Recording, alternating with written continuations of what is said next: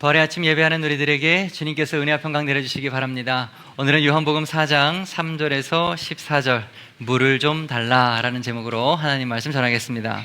오늘 3절 말씀을 보시면 예수님은 유다 지역을 떠나서 갈릴리 지역으로 지금 가고 계시는 중입니다. 지도에서 보시는 것처럼 남쪽 유다 지역에서 북쪽의 갈릴리로 올라가기 위해서는 중간에 사마리아 지역을 반드시 통과해야 합니다. 그런데 문제가 있죠. 유대인들은 사마리아 사람들을 굉장히 싫어한다는 거예요. 둘의 사이가 굉장히 안 좋죠. 왜 그렇습니까?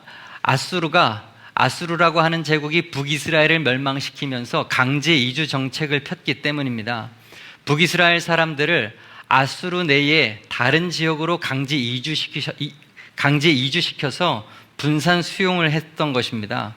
그래서 유대 땅에, 북이스라엘의 그 빈 땅에는 다른 이방 사람들로 하여금 살게 하고 북이스라엘 사람들로 하여금 다른 데로 살게 하는 게 아수르의 정책이었거든요.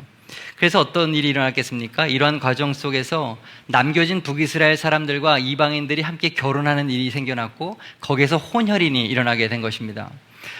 혈통의 순수함을 굉장히 중요하게 여겼던 유대인들, 그들은 이러한 사람들을 가르쳐서 사마리아인이라고 칭했고요. 그들을 굉장히 멸시했습니다. 배척했어요. 심지어 개돼지 취급을 했습니다. 민족의 정체성을 잃어버린 너희는 사람도 아니다 이거죠. 그래서 정통 유대 사람들은요, 갈릴리 지역으로 올라가려고 하면 사마리아 땅을 중간으로 이제 관통해서 지나가지 않고 좌로나 우로나 이렇게 빙 둘러서 갔습니다. 예수님도 유대인이죠. 예수님이 이것을 모를 리가 없습니다. 예수님도 돌아가시는 게 어떻게 보면 당연한 것 같아요. 근데 오늘 본문의 말씀에 예수님을 보면 일부러 사마리아로 통과하여 들어가십니다. 당시 시대적 관습에 맞서는 거죠. 편견과 차별에 대항하는 것입니다. 너희는 가지 않지만 나는 가겠다. 너희는 미워하지만 나는 사랑하겠다. 몸으로 지금 보여주고 계시는 것입니다. 그렇게 예수님은 사마리아의 수가라고 하는 동네에 도착하셨습니다.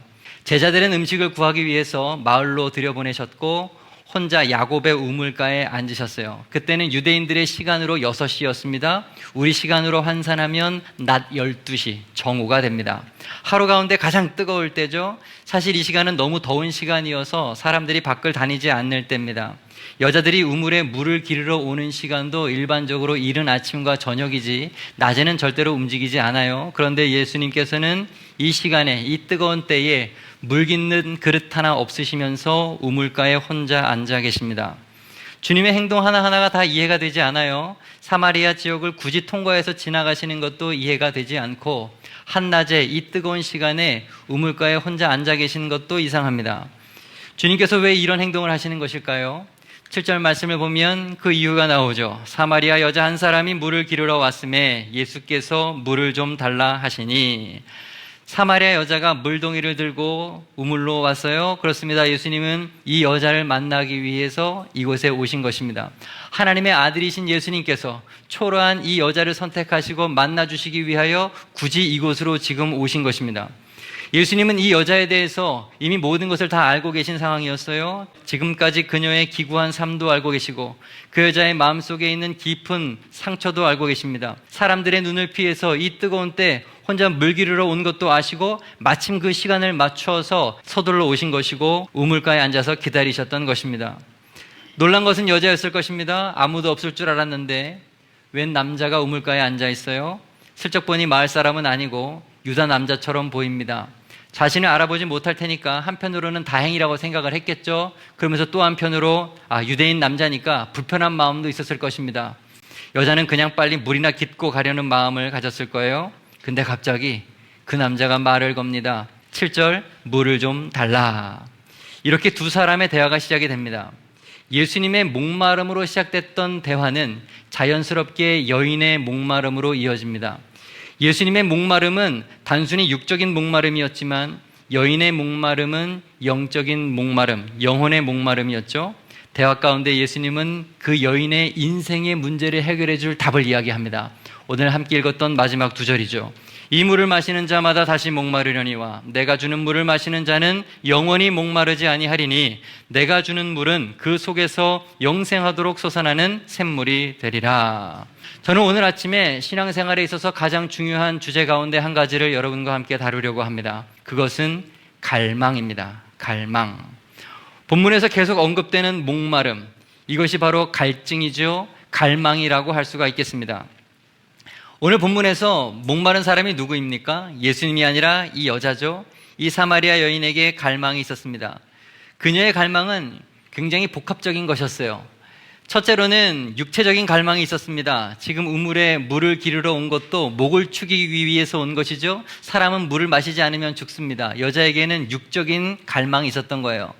둘째는 내면적 심리적 갈망도 있었습니다. 이 여자에게 남자 5이 있다고 했었죠. 지금 함께 살고 있는 남편도 정식 남편이 아닙니다. 이혼이나 사별을 여러 번 경험한 거죠. 고대 사회에서 여자의 권한이 굉장히 없지 않습니까? 자기 마음대로 이혼할 권한이 여자에게 없어요. 그렇다면 이 여자를 어떻게 해석할 수 있습니까? 많은 남자들에게 버림을 받았던 희생자인 거죠. 그럴 가능성이 굉장히 많습니다. 과거의 아픔, 슬픔이 많았겠죠. 많은 남자가 있었음에도 여전히 결핍이 있고 궁핍이 있고 소외감이 있고 외로움이 있었을 것입니다. 마음속 가득히 죄책감도 있었겠죠. 사람들 앞에 나서기 부끄러운 그런 감정도 가득 있었을 것입니다. 이 여인에게 이러한 내적 갈망이 있는 거예요. 세 번째로 사회적인 갈망도 있었을 것입니다. 지금 이 여자는 동네 사람들에게도조차 인정받지 못하고 있는 상황이죠. 이렇게 한낮에 홀로 우물가에 와서 물을 기르는 모습을 통해서도 우리는 그것을 알 수 있습니다. 아웃사이더로 살면서 사람에게 대한 그리움이 있었겠죠. 그것이 바로 사회적 갈망이죠. 네 번째로는 영적 갈망도 있었을 것입니다. 예수님과 대화 가운데 우리가 다 읽진 않았지만 후반부에 가면 올바른 예배에 대한 대화도 나누어지게 됩니다. 하나님께 조금 더 바른 모습으로 가까이 가고 싶은 마음, 영적인 갈망도 이 여자에겐 있었던 것이죠. 여러분, 사마리아 여인에게 있었던 이러한 갈망, 이것은 사실 오늘 우리가 가지고 있는 모습입니다. 우리에게도 육적인 갈망이 있죠. 시간이 갈수록 우리의 몸이 참으로 약하다는 것을 깨닫습니다. 누구나 건강에 이슈가 있죠. 피로가 있고 무기력증이 하루하루를 힘들게 살아갑니다. 과거의 상처, 아픔 한 가지쯤 마음에 품고 살지 않는 사람은 없죠. 우리는 모두가 다 내적 갈망이 있습니다. 겉으로 웃고는 있지만 사회적 결핍 혹은 소외, 고립 이러한 아픔도 있죠. 믿음 좋은 척하지만 참된 신앙에 대한 어떤 영적인 갈망 이런 것들도 우리는 다 가지고 있습니다. 여러분, 우리는 모두 갈망이 있습니다. 여기서 우리는 중요한 질문 한 가지를 할 수밖에 없죠. 우리는 왜 이토록 목마른 인생이 되었는가라고 하는 것입니다. 모든 인생의 근원적인 문제 아닙니까? 왜 모든 인간은 채워지지 않는 갈증이 있는 것일까? 결론부터 말씀을 드리면 인간은 다른 피조물과 다르게 특별하게 창조되었기 때문에 그렇습니다. 인간은 처음부터 하나님과 교제하면서 하나님으로부터 오는 은혜를 입고 그분을 통해 만족을 누리도록 창조된 존재입니다.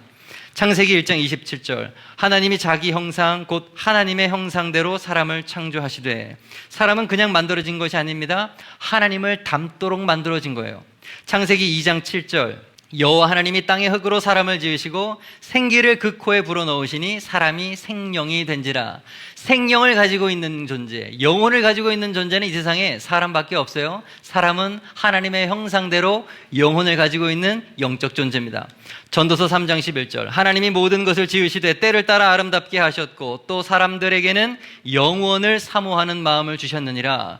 그 누가 영원을 사모합니까? 영혼을 가지고 있는 사람만이 영원을 알고 영원한 하나님에 대한 소망이 있는 존재로 삶을 살아가는 것입니다. 근데 문제가 뭐죠? 죄죠. 죄가 우리와 하나님의 사이를 멀어지게 하는 것입니다. 죄를 지은 아담과 하와가 에덴 동산에서 쫓겨났습니다. 그리고 유한한 인생이 되고 말았습니다. 수고하고 땀 흘려야 먹고 사는 인생이 된 것이죠. 사는 것 자체가 고통인 인생이 되었습니다. 만약에 우리가 영혼이 없고 육만 있는 존재라고 한다면, 이 땅에서 먹을 문제만 없으면, 먹고 사는 문제만 해결되면 우리는 만족을 누릴 수가 있을 것입니다. 그러나 우리는 영적 존재이기 때문에 세상적인 것만으로는 만족을 얻을 수가 없죠. 그것이 우리를 채울 수가 없습니다. 먹어도 늘 공허합니다. 채우고 원하는 것을 갖고 이뤘음에도 늘 부족합니다. 이것만 해결되면 행복할 것 같은데 아니에요. 또 다른 문제가 나타나죠. 또 다른 걱정거리가 오고 우리는 또 공허함을 느낄 수밖에 없습니다. 우리는 영적 존재인데 죄로 오염되었기 때문에 목마를 수밖에 없는 것입니다. 물질로 아무리 우리의 영혼을 채우려고 노력해도 영혼이 채워지지 않는 것이죠. 죄로 오염된 우리의 탐심은 또한 끝이 없기 때문에 우리는 늘 공허합니다. 늘 뭔가 부족해요. 뭔가 모자랍니다. 그래서 늘 우리는 불만이에요. 불만. 뜻이 무엇입니까? 가득 채워지지 않는다. 불만. 다른 표현으로 갈망, 갈증, 목마름이라고 할 수 있을 것입니다. 그러므로 신앙생활함에 있어서 중요한 주제 가운데 하나가 이 갈망입니다. 갈망이 신앙의 원인이 되기 때문에 그렇습니다. 참 중요한 얘기예요. 갈망이 중요합니다. 갈망이 신앙의 원인이 되기 때문에 그렇습니다. 문제는 뭐냐 하면 잘못된 갈망이라는 것도 있다는 거예요. 헛된 것에 대한 갈망이 문제예요. 우리 안에 일어나고 있는 갈증을 엉뚱한 것으로 자꾸 채우려고 하는 게 우리들의 잘못된 시도입니다. 성경은 이것을 세 가지로 말합니다. 첫째는 육신의 정욕, 두 번째는 안목의 정욕, 셋째는 이생의 자랑입니다. 우리는 이 세 가지 죄악의 뿌리들로 인해서 우리의 공허함을 채우려고 애써서는 안 됩니다. 우리는 이 세 가지에 대해서 바로 알아야 될 것이고 이것을 구분할 수 있어야 합니다. 한 가지씩 좀 살펴보고자 합니다. 먼저 육신의 정욕이 무엇입니까? 이것의 핵심은 내 안에서 일어나는 거라는 거예요. 내 속에서 일어나는 것이다. 내 안에서 일어나는 본능적인 욕망을 말합니다. 탐심, 음란, 게으름, 폭력, 중독 등이 그런 것입니다. 내 몸의 만족과 쾌락을 앞세우는 것, 이것이 바로 육신의 정욕입니다. 두 번째는 안목의 정욕입니다. 이것의 특징은 무엇이냐?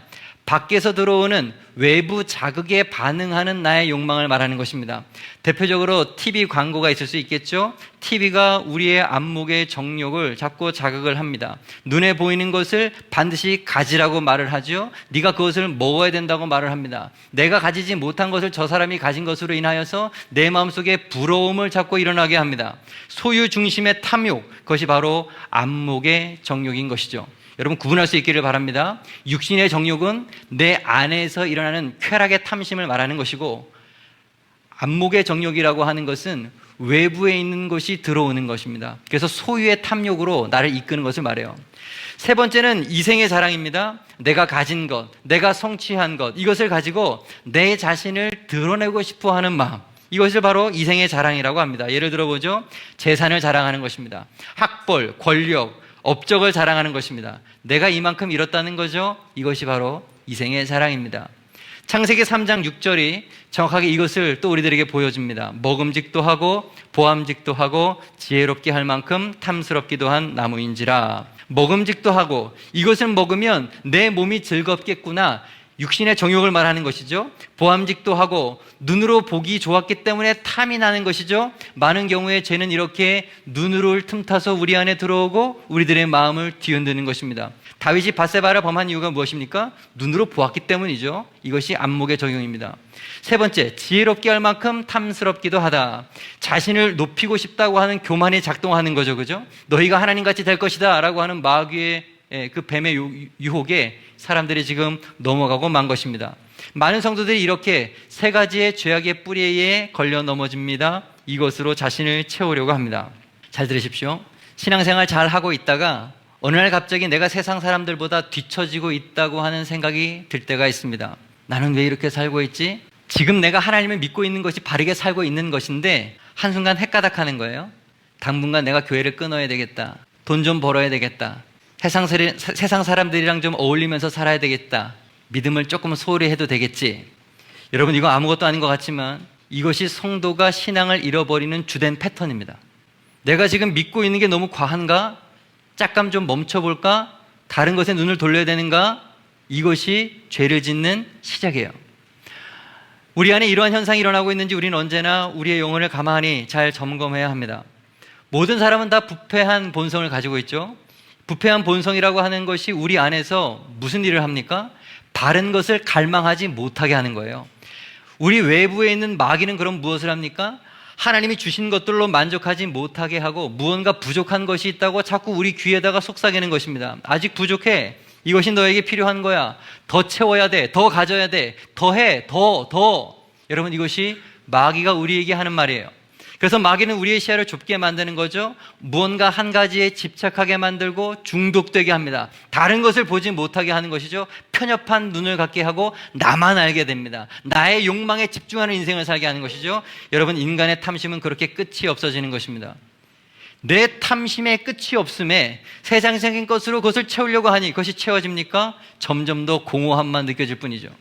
바닷물을 마실수록 더 목마른 것처럼 왜곡된 갈망은 더 깊은 공허를 낳는 법입니다. 너무 중요한 이야기예요. 왜곡된 갈망은 더 깊은 공허를 낳습니다. 오래전 선지자 예레미야가 이런 말씀을 한 적이 있습니다.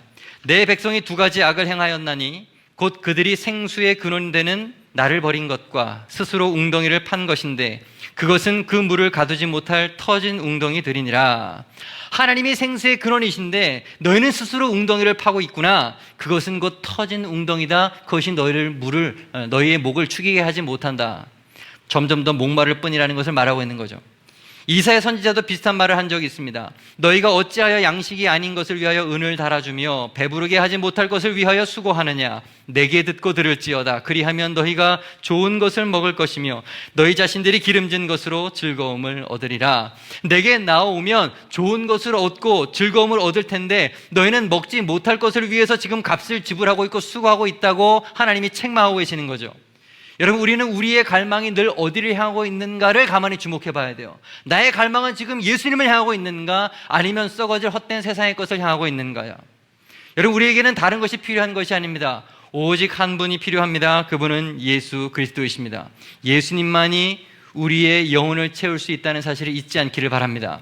에베소서 1장 7절, 우리는 그리스도 안에서 그의 은혜의 풍성함을 따라 그의 피로 말미암아 속량 곧 죄사함을 받았느니라. 그리스도 안에 풍성함이 있다고 말을 하고 있어요. 에베소서 2장 7절 말씀, 이는 그리스도 예수 안에서 우리에게 자비하심으로써 그 은혜의 지극히 풍성함을 오는 여러 세대에 나타내려 하심이라.